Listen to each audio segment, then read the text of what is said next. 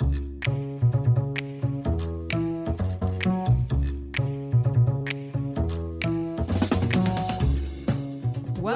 to A Meaningful Marketplace. I'm Sarah Masoni from Oregon State University's Food Innovation Center, where I've helped countless dreamers launch their new food products. It's the science of taking a food delight from the kitchen to mass manufacturing and still keeping its great taste. That's what I do. I've been called the woman with the $1 million palate, although I haven't tried to cash that check yet. Listen in weekly for real-life stories. I'm Sarah Marshall, owner of Marshall's Hot Sauce and author of Preservation Pantry, modern canning from root to top and stem to core. I love inspiring business owners to get started on their journey, encourage folks to be part of their local community, and I'm excited to help business owners tell their stories. Hello and welcome to the Meaningful Marketplace. We are here weekly to discuss the journey of food entrepreneurs. We're glad you've joined us today as we bring you stories of hope and inspiration. This is Sarah Marshall, owner of Marshall's Hot Sauce. And Sarah Masoni of Oregon State University's Food Innovation Center. Hi, Mrs. Sarah. Hi, Sarah Masoni. How has your week been? Well, I had a great weekend, actually. I got to go to a baby shower with a bunch of my family members, and I was sitting there watching all of the ladies and the little kids and everything running around, and I was like, it's really nice to go to a baby shower instead of memorial services. Yeah. And I'm kind of at that age in life where a lot of the family gatherings are around memorial services. So I was super happy and grateful that there's going to be a baby born into our family. So it made me really enjoy my weekend, and that's really it was very cheerful. I made a blanket for the little baby. It's a little boy. Cute. And the mom was all excited that somebody actually made something for her. Like all of the gifts were in brown boxes from Amazon. Sure. If you can make something for people, I think they really enjoy it. I mean, she was really excited. Yeah. So. That sounds really fun. I'm actually going to a baby shower this weekend in San Francisco. My cousin's having a baby. He got married last year and I went to the wedding, and then now this year it's the baby shower. Congratulations. Yeah, I'm super excited about it. I love San Francisco. Last time I was there actually was with you in 2019, right before the pandemic. I haven't been back since. That was a fun time. We had a great time. We had no idea what was coming. We were just there at the fancy food show to live our best lives. I'll never forget going into that one hotel at night with the boat in the middle of it. The Tonga room. The Tonga room. Yep. That Tiki, was. I have to go back there next time. Hotel bar from the 50s. Yeah, I take everyone there every time I go to San Francisco. So I'm going with my mom. I am taking her there. She's never been either, even though she grew up in South San Francisco. So I'm really excited about it. Yeah, if I remember right, I had a virgin something with coconut and pineapple. It was the best. It actually had real fruit in it and everything. It was so good. They have a band that plays in a pool in the middle of the and there's fire. And it's crazy. There's fire and it rains. It's pretty wild. Pretty wild place. So, yep. I am definitely going back for that. Excited about it. Also just wrapped up my final farmers market for the season. Yay. It was my last one. Yeah. So that's nice. I, of course, don't stop doing events, but I just move inside where it's not so stormy. So that feels good to have moved on from that for the week. That's good. Yeah, super good. We have been partnering with the Regional Food Business Center to bring you guests from the 6-state region. We're currently meeting with business owners in the great state of Montana. We would like to welcome our co-host, Hailey Vine from Montana Department of Agriculture. Hi, Hailey. Thanks for being our Montana guide.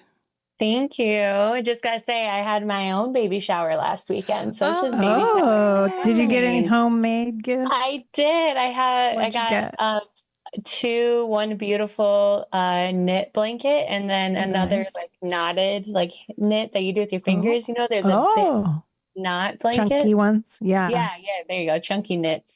So you're right. They stand out when they're homemade. Yeah. It gives you just a little spark of joy.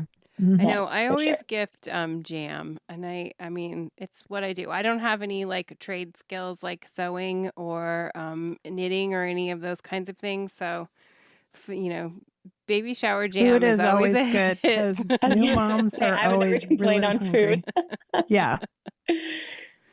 Awesome. I'm glad you're here, Hailey. We missed you last week. We had Joel with us as our co-host, but you're back now for a couple more episodes while we finish going through some great Montana businesses. Do you have any Montana food news for us you want to share? The reason I wasn't on last week is because we were hosting our food and beverage trade show. So that went very well. We had a little over 40 businesses as vendors, and we had 160 buyers registered. So it was really got to discover some new products, got to visit with some individuals. Tiffany was there with Cherrywood Orchards that I know you guys interviewed on another day that I had to miss. So I got to visit with her. And so we had a very busy day with that. And then the day after that was our first ever food and beverage manufacturing summit that we hosted with the Montana Manufacturing Extension Center from MSU. That was well attended. I think we had about 50 to 60 attendees, and we were able to capture some businesses from the trade show that stayed for the training event. And learned a ton. I think by the end of the day, some eyes were glazed over, but it's because it was really good, thorough information. Was that sponsored by the Northwest Rocky Mountain Regional Food Business Center? Summit. Our summit was sponsored by the RFBC, so we're very grateful for that, and we'll see if we can continue it next year. We're just, as soon as an event done, you get planning for the next one. And it's like, what are we going to do next year? Yeah, that's kind of what I know on the top of my head right now. And we have some state grants opened, and Biz Builder, another grant through the RFBC, is about to be released for our state. So, busy moving forward into grant season. Perfect. Well, we're glad you're here with us. And we would like to encourage you to connect with your state by signing up for the Regional Food Business Center newsletter. It's a breeze to sign up. You can just go to Northwest Rocky Mountain Regional Food Business Center.com, hit connect with us, and choose the button to receive newsletters. And we want to thank our sponsor for supporting the Meaningful Marketplace. Thank you for helping us spread the word about small business owners and entrepreneurs. Let's hear a word from our sponsor. The Northwest and Rocky Mountain Regional Food Business Center is the proud sponsor of the Meaningful Marketplace podcast, giving a voice to food from across the 6-state region of Colorado, Idaho, Montana, Oregon, Washington, and Wyoming. The Food Business Center supports Northwest and Rocky Mountain food industry makers as part of the USDA's National Network of Food Business Centers, supporting a more resilient, diverse, and competitive food system as a go-to source for small and mid-tier food and farm businesses, with a focus on underserved communities, providing education in the form of technical knowledge, business programs, and industry news. We sponsor trade shows, meetups, and conferences to connect growers, producers, retailers, distributors, and processors, all to stimulate business and raise the standards of our storied food industry. Join us as we travel through the 6-state region, learning more about food makers, food hubs, and food systems. Visit the website at Northwest Rocky Mountain Regional Food Businesses.com to get connected. And I have the pleasure today of introducing you to our guests. We have Karl Sutton and Darcy Jones. They are the owners of Flair Pops, making farm-to-pop treats in Montana's Mission Valley. We're delighted to have you guys on the show today. Welcome. Hi. Hi. We want to make sure to connect our listeners to you online and via social media. Do you have a way that they can find you? Yes. We have a website. Flairpops.com. FLAREPOPS.com. Yeah. Flairpops.com. And we have an Instagram page that is kind of a continual work in progress. And that's also Flair Pops. Perfect. We'll make sure to connect people with you. We always like to start at the beginning of your journey. So let's talk about what inspired you to start Flair Pops. You want me to go? I'll go. We have about 13 years ago, we started a produce farm. We were going to be like every other direct market farm, diversified vegetables, sell at farmers market. We also were part of Western Montana Growers Co-op, so we had wholesale vegetables. We quickly realized that based on our acreage and our people power and our temperaments, that was a challenging business for us. So we started delving into berries and also organic seed. And as we started growing berries, they did very well on our property. And the thing that is probably seldom not talked about with berries is you have a lot of berries that aren't really suitable for selling. You might have yellow jacket damage, or you might have rains that make them just kind of waterlogged, and they're still fine. They're just not good for selling wholesale or even taking to farmers market. So we fed ourselves strawberry finished pork. We had a couple pigs for ourselves, and it tasted really good, but it wasn't paying for itself, just feeding the pigs. So we were in Mexico on a family trip. This was what, 2015? 2016. Yeah, 2016, around there. We were eating paletas, and my daughter and I said this would be a good product. We came back. I pitched a small grant to the Community Food and Ag Coalition in Missoula, and we got a little funding to buy some equipment. I told Darcy that we were going to start a popsicle business, and she laughed at me. Yeah, he's the big picture person. And so there's sometimes, a lot of big pictures, but this one came to fruition. So we started out pretty small. We still are very small, turning our fruit into popsicles. And we've done a lot of different taste tests and trials, and where do the paletas sell the best? Popsicles is actually a trademarked word. It's a fun, not that the other parts of the farm can't be fun, but people are very excited on a hot day when they buy a popsicle and it's made with all fruit. So it's enjoyable. I did a little research on how many of these frozen icy treats are sold a year in the U.S. I'm going to guess billion. 2 billion with a B are sold annually in the U.S. So you could, oh my gosh, maybe take part of that. And then I did ask in my research, what is the favorite color popsicle or ice pop? Do you all know what the favorite color is? It's gotta be red. I assume it's red. It is. Red is the most popular popsicle.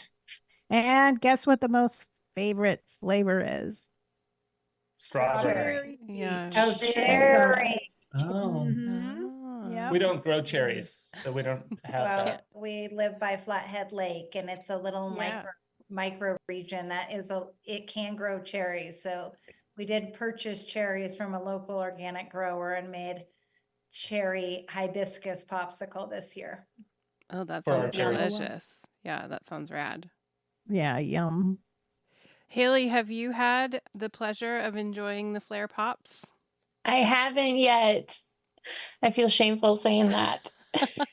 We have to make that happen. Yeah. Goals for next summer, right? Goals for sure. Oh, or even winter. I'm not afraid to eat cold during cold. I will do it. So maybe right now. Yeah. I know. I see your beautiful website. Order your pops. I'm like, Well, let's talk a little bit about your farm. So your farm is called Fresh Root Farm, and we know now you're growing some berries, to make the, now I'm afraid to say popsicle. So what should I say? Paletas, which is the Spanish word for whole fruit popsicles, or people call them ice pops or fruit pops. That makes sense. Okay. Yeah. I think I'm going to go with fruit pops since you could call it a flare pop. Yeah, or you can just call it Flare Pop. So you grow a lot of people call it Flare Pops. You grow the berries for the Flare Pops. Can you tell us what kind of berries and then what else you grow on the farm? We grow strawberries, black currants, gooseberries, raspberries, and we have some pears, but that's the berries. And then we also grow a mint, like a anise mint that we use in it. And then we grow like melons that we'll put up as part of our seed business. And then we'll keep the fruit to use it in the pops. Same with watermelons, so forth. I see that you do farmers markets. So when you go to farmers markets, do you take produce to sell as well, or you just take the fruit pops? We used to take produce. We'll take our strawberries and our raspberries and our berries. So our enterprise really has changed over the years. Since we started as a produce farm, we found that wasn't quite our temperament, or it wasn't my temperament. So we started looking at organic seed production. And so our farm is actually organic seed and flare pops. We grow the berries primarily for the ice pop business, as well as we sell some of them to a local cidery and a jam maker. And then the other part of the business is organic seed production for contract with companies, primarily over in Maine and Vermont, but also in Colorado. And so the popsicle business cash flows the seed business. We get paid in the winter for seed. In the summer, we get paid for the popsicles. That's such a smart business design. I've actually been paired up with a couple of seed farmers around here, because the thing that I mean, of course it makes sense to you guys because you're farmers, but for me, it didn't make sense that if you're a seed farmer, you are just wanting the seed. So these people were pepper farmers, and they were just growing peppers to get the seeds. And then they didn't do anything with all of the flesh of the pepper. So we got paired up a couple of years in a row where I would come pick up the day that they were taking the seeds out of the peppers, and then I would pick up all the meat of the pepper and they took the seeds, and then I made sauce that then they could sell later and I could sell as well. So it was a really cool partnership to be able to do that. But for you guys, you're using this stuff for making another product, which is so great, to make the fruit pops. Yeah. So we don't use all of it, but yes, it is. We grew squash this year, a lower salmon squash. And then for years, we've worked with a community development center. We just brought 2,000 pounds of squash there. They're going to process it. We donate all the meat in the squash to the food bank in Missoula, and then they give us back the seed. And the food bank just pays the community development center for the processing. So I love that situation. We've been doing it for years. I feel like that's a win-win-win. Yeah, that's great. Sustainability, right? Mm-hmm. Can you talk to our listeners a little bit about your idea, what your farm believes in sustainability and all that kind of stuff? I mean, I think it's multi-pronged. What comes up immediately is soil health. So we have always put the health of the soil as a main priority. As we have aged, I think we've also been prioritizing the health of our bodies and how sustainable can we be in terms of longevity and taking care of our physicality and mental health combined. And then the beautiful thing about seed and berries is that, well, let me go back. Historically, this farm had not been used for well over a decade, probably 20 years. And so it just had grass on it and was grazed by donkeys and a few horses. And so we have created a pollinator love fest here where there are just tons of flowers. We grew mainly flowers this year for seed, and that's been just beautiful to watch the pollinators return. That's nice. I mean, you want to talk about water? We've incorporated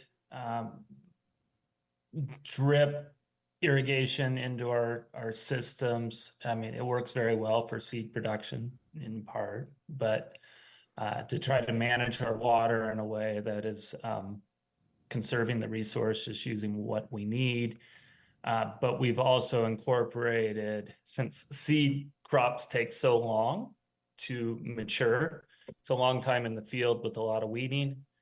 So part of that, preserving our own physical health, but also the integrity of the soil and retaining water, we've incorporated diverse strip cover crops in the alleys to be able to keep that moisture retained. So we're going to take a quick break, and when we come back, let's talk about some of the different flavors of flare pops you make. We'll be right back. Oregon State University's College of Agricultural Sciences and the Food Innovation Center are proud sponsors of Meaningful Marketplace. With a mission to serve all Oregonians, we are committed to giving voice to those whose food and agricultural stories are not always heard. By providing access and opportunity for a more diverse and just food system, because food brings people together. All right, so we were talking about red Flair Pops. What other colors do you have and flavors? Oh, we make cucumber lime mint, so it's green. The raspberry is more burgundy, isn't it? The raspberry and the black currant, they're actually more like a dark purplish red. What else do we have? What other colors? Sometimes we'll take the gooseberries and we'll create juice with the gooseberries with the strawberries, and the gooseberries actually create acidity, so we don't have to use any lemon juice with the strawberries, and so it becomes a little more pink than the strawberry pops. Then we have a melon one. Yeah, it's bright orange. Straight up melon. That's bright orange. And chocolate horchata with strawberry chunks. With, pieces of strawberry in it. So that one's brown with beautiful strawberries floating through. Yum. Those all sound so good. Can we talk about black currants for 1 minute, because you mentioned those? So they grow here in Oregon, and I made hot sauce with them one time, but it was so hard to do because the currants have so many little seeds in them. So even if I put them through like my finest sieve, I couldn't get them out. But what I ended up doing was using a steam juicer. And then I called it $1 Million Hot Sauce because I had to buy so many black currants to be able to turn it into this hot sauce. I was doing it for an event with a Russian chef, Bonnie from Kochka. We made a hot sauce together that she was going to serve at the restaurant. But how do you guys juice the black currants? Because I didn't know how to do it. I also didn't know that there was a special tool that you could go and I went out to the farm when we harvested it, and there's a special tool you put on the plant and then pull it, and then the berries come off, which I didn't know. I thought they just picked them one at a time. I know a farmer over in Livingston, which is to the southwest or south of us. Southeast. And he would take a cutout hole in a children's bathtub and wrap it around the plant and then shake the plant so that all the currants fall off. And then it's like a seed crop. You use wind and you winnow away the light leaves and use screens to screen out the sticks that might be in with your currants. That's one way that I know people that harvest them faster. But yeah, it is a time intensive product. I steam juice. You do.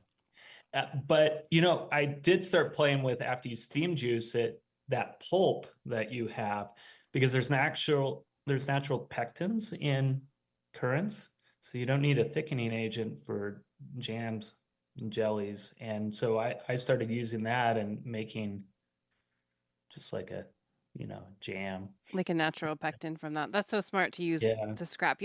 It took us a while before I got to the point where I used the steam juicer. I just wasn't sure what to do at first. I tried so many different ways, but that was the best option for me too. So it's good to know that I was doing, and in the end I did it the right way. I would have never make that again though, because we were buying the fruit. So it was very expensive. But for you guys, since you grow it, I think to me, that popsicle still sounds like a luxury popsicle to me, and so I want to have it. Elderberries are kind of like that too. What are? Sorry. Elderberries. Yep. Yeah. We do have elderberries too, and we want to play around with making an elderberry popsicle. When I've made jelly with them, I don't even pick them off the stem. I just throw everything in the pot and cook it with water. The berries pop and release the juice. And then I just put it in cheesecloth and drain it. Oh, that's smart. Delicious. I love elderberries. Yeah, the color is vibrant. Mm-hmm. We do pick the black currants by hand. You do. Yeah. Yeah. I mean, we have Yeah, it takes a while. It takes a while. There are ways to speed it up. Yeah, have you seen that tool that I'm talking about? Yeah. I had never seen it. It was so strips it. cool. It's like a blueberry. It's similar to harvesting a blueberry, I think. I think it was actually made to harvest blueberries. And when we went out there, I was imagining that we were gonna just pick them by hand, and then the farmer gave us he gave us this tool to do it, and I just thought it was like the coolest thing. So, and it was just like a little, it kind of has a little comb on the end with a little sort of shovel thing, and you just pull it towards you, and then all the berries fall into the bottom. Yeah, we should invest. It was very cool.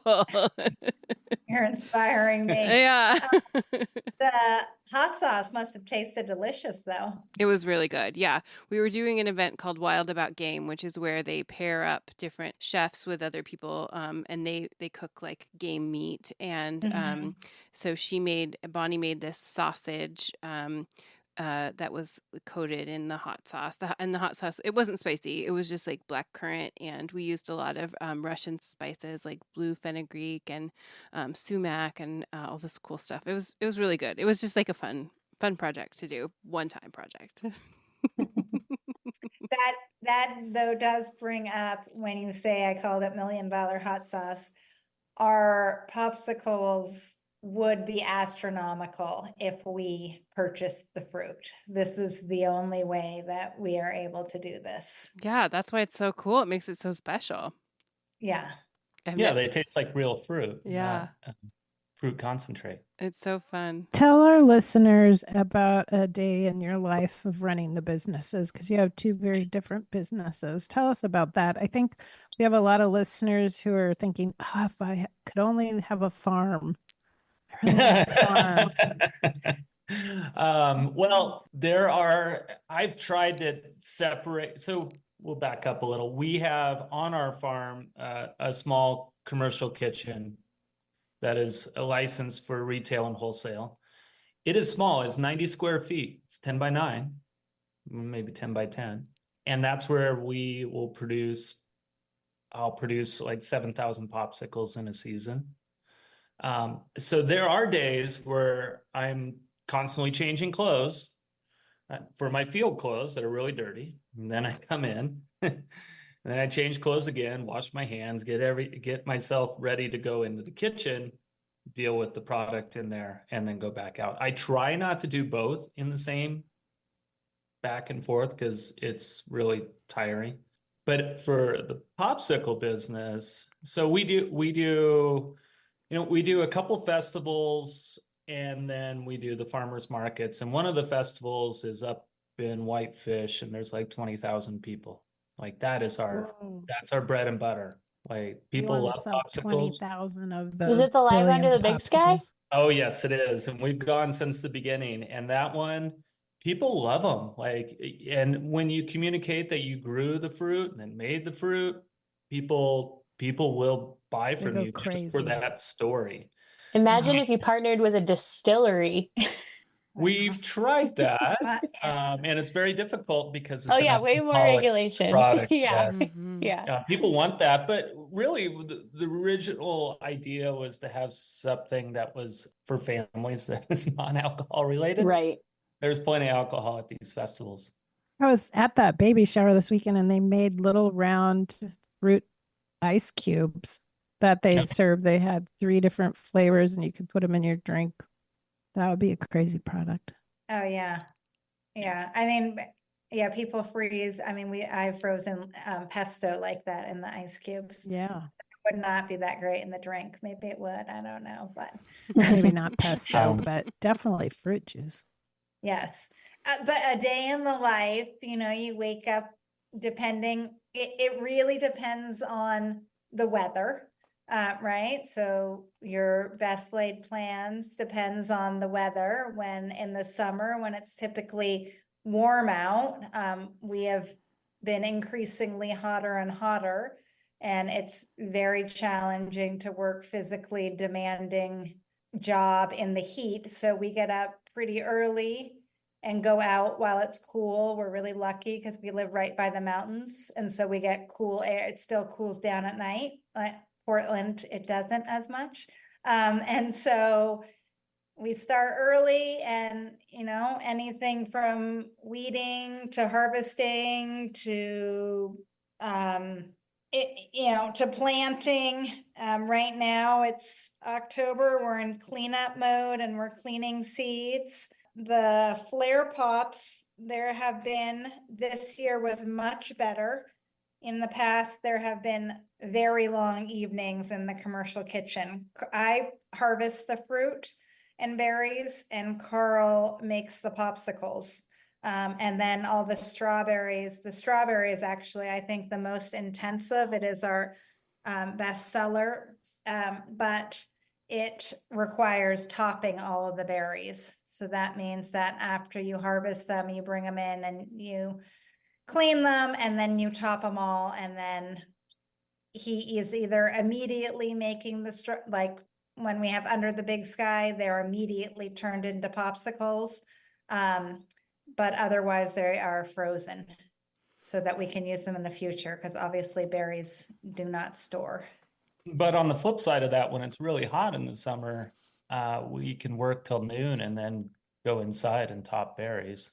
Yes. Or make popsicles. Although making popsicles is not a cool enterprise because there's a lot of heat from those freezers. And so after you make the popsicles, if you want to look on your website, you have an example of the metal containers that you put them into. So you process the fruit, you put them into the metal containers, and then do you put them into some kind of packaging so you can sell them to other places? Yeah, so we have a commercial popsicle machine, but at our scale, I can make about, I think, 160 in 45 minutes. They go in molds that are 28 cavities, and then there's 6 of those molds in this glycol bath that circulates around at minus 30 degrees. And then I pull them out of that and use an extractor, which is hot water soak really quick. In the stainless steel, you just pull it out. And then I have just a semi-automatic wrapper that I put them in the bags, and then it heat seals them on a little belt. And then they go into boxes and they go into the chest freezers. And if it's for like Under the Big Sky, I'll make about 4,000 of those. And so you have multiple chest freezers. Sometimes people think they need to get a walk-in, but you can just buy big old chest freezers and they work just as great, don't they? Yeah, we turned a space in our old barn into a warehouse room where we keep all packaging and chest freezers, and we have 2 very large chest freezers and then kind of a medium size and a small one, and that's where we store the popsicles during season, and we store the fruit over the winter so that we have fruit for making popsicles before the start of the harvest of the fruit the next season. And we do use a compostable plant-based wrapper for the popsicles. Yeah, so there's no plastic in any of our packaging. It's all bio-based. And so do people need to be in Montana to get your popsicles, or can they get, if we have listeners elsewhere, can they get them? Yeah, there are actually a lot of ice pop businesses around. I know there were some in Portland, but yes, they don't really ship well, and it is a very seasonal product for us. But a lot of people, we go to Under the Big Sky, which is outside of Whitefish. We go to Red Ants Pants Music Festival, which is an amazing, amazing women-based foundation that supports women in agricultural and timber work. And we have gone there for, I think, 10 years now. And so we are at farmers markets in sometimes Whitefish, Polson, and Missoula, depending on the weather, because it definitely needs to be above 70 degrees to sell popsicles well.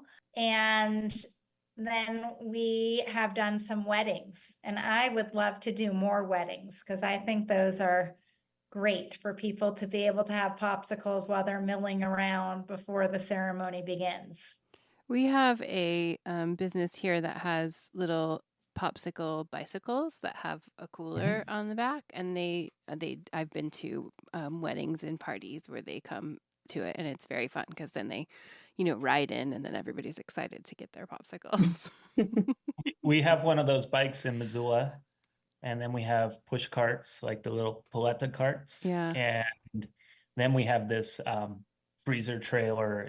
It was a used cold plate ice cream freezer that I had a local builder make it into a trailer for me, and that's how we can haul like, I don't know, 700 popsicles in it. So that's how we'll take them to various places to distribute them. That's so fun. That's fun. Super cool. So Hailey, are you by any of those places that they I mentioned? am. I went to the Whitefish one a few times this summer. But I usually stick to the Kalispell one just because it's always in line with my shopping day of Saturdays. So yeah, but I need to get down to Polson more this summer. I'm learning slowly but surely, living up here, all the spots I need to hit next summer. So yeah. You're learning your Montana routes. I am. My Northwest Montana routes, at least. Yeah. Are you ready to take your food packaging to the next level? Elevate your brand with epackagesupply.com.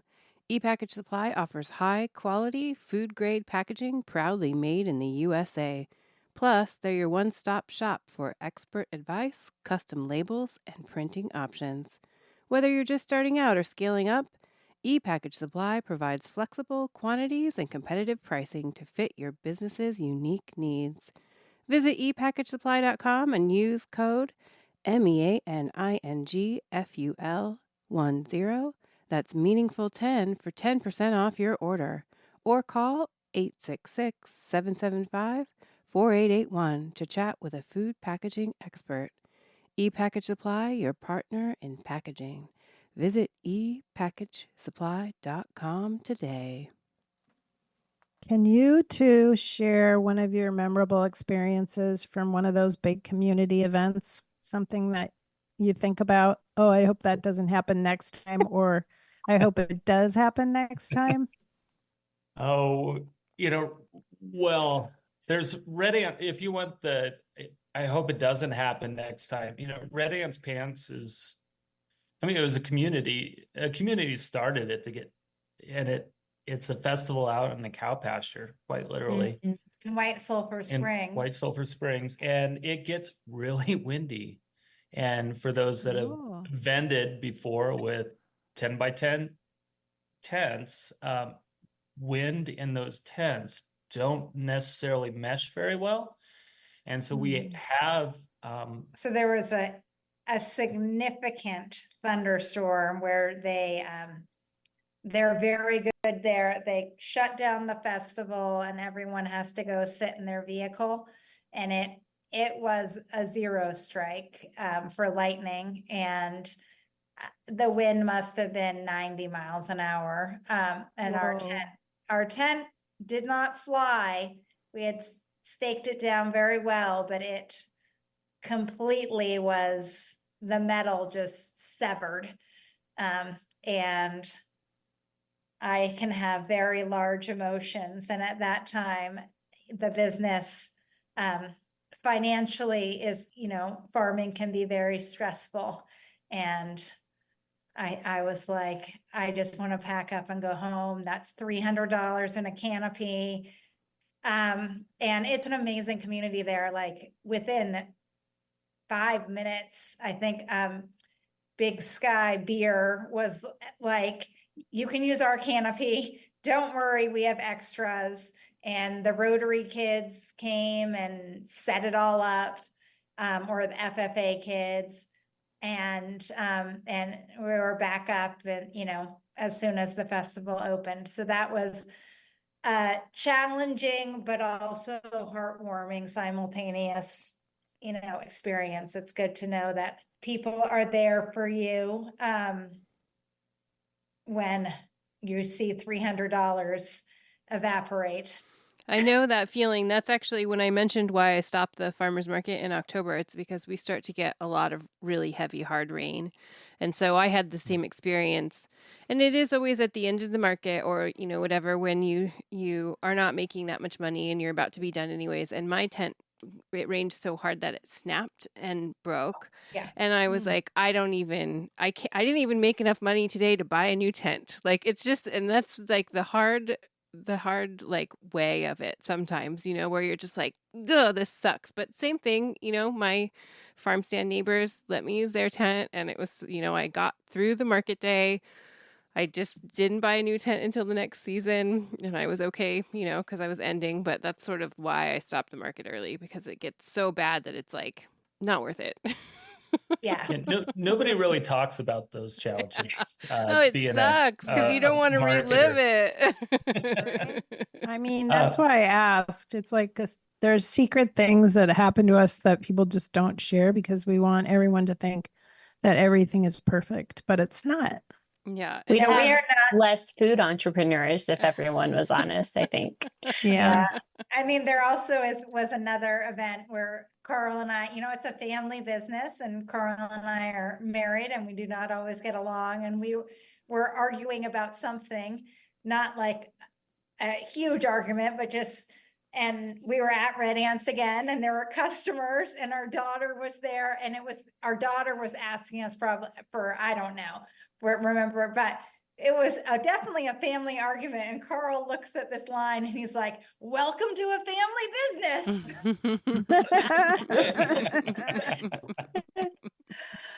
They just get to see it all. I appreciate that honesty, though. Come on. Yeah. Like, I would be like, yes, great. I'm home.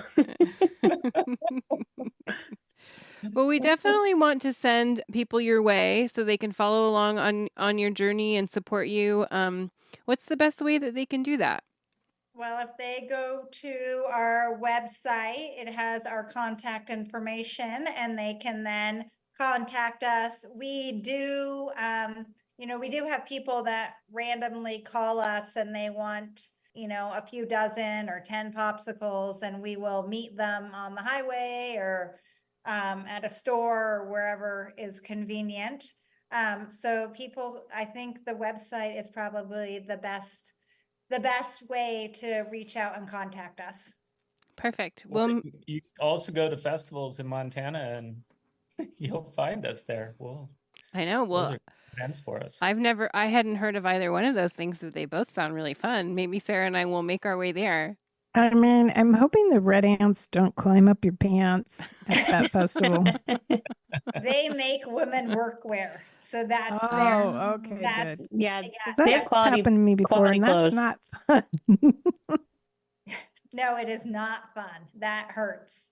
Well, we want to thank you guys for joining us today. It was great to hear about what you do and all of the great fruit pops that you make, and I'm excited about your farm. I did want to ask just real quick before we go, can people buy your seeds that you're harvesting? Yeah, so we help found Triple Divide Organic Seed Cooperative, which is a Montana-based seed company that sells packet seeds around Montana. And then the rest of our seed, like, we've been featured in the past by Fedco Seeds. They did a story on us years ago, and they're fun catalogs. And but the rest of the companies, they don't necessarily feature us. I think the biggest thing is if you're growing a garden or growing a market farmer, getting seed from companies like Fedco, Johnny's, High Mowing, Botanical Interest, those companies really are good at Uprising, Adaptive. They all are really good at featuring seeds that are open pollinated. And if for open pollinated seeds, it's farms at our scale that are growing those unique varieties. It's not large farms. When you start buying hybrid seed, those are often coming from faraway places. So buying seeds that are regionally adapted. There are starting to be, there's Snake River Co-op, there's Triple Divide Seed Co-op. There are a few really local seed companies now I'm sure there are some in Portland. What is there? Oh yeah, there's Adaptive, Uprising, up in Washington. So, supporting your local seed farmer through buying from those smaller seed companies, I would highly encourage. Perfect. Well, thank you both. It was great to meet you today and hear your story. Thank you for listening to the Meaningful Marketplace podcast. Before we go, show some love for your favorite podcast by leaving us a review on Apple Podcasts or iTunes. Follow us on Instagram and YouTube at Meaningful Marketplace Podcast. And you can call or text us with questions at 503-395-8858. We couldn't do this without our fantastic team at the Joy of Creation Production House. Thank you to Kayleen, our production coordinator, and Hailey, our audio engineer. And we will be back next week, everybody. Thanks for joining. Bye. Bye for now. Yeah.